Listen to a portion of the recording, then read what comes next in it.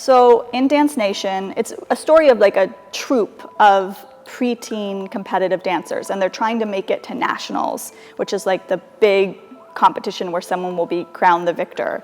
But it's particularly the story of this girl named Zuzu. And Zuzu loves dance.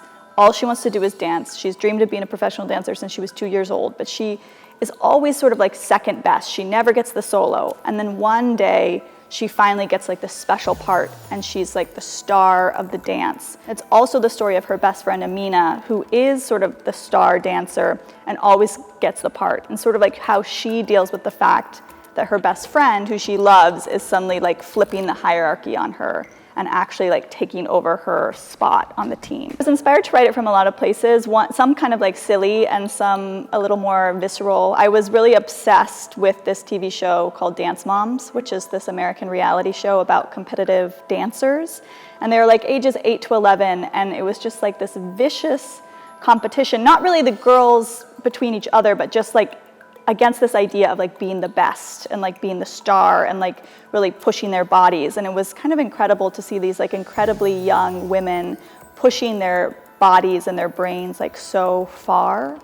And that made me think about a little bit just about ambition and being successful and what it means to be successful, and does your success come on the backs of other people, or how can you be as successful in a way that is like life affirming and kind to other people? Like, does such a thing exist? And that was coming from a slightly more like personal place of just being a young artist. Like the key themes of the play are questions of success, ambition, and desire, and particularly how those things exist in women. I had this huge tendency to negate myself, so I was incredibly uncomfortable anytime I achieved something, anytime I did something well.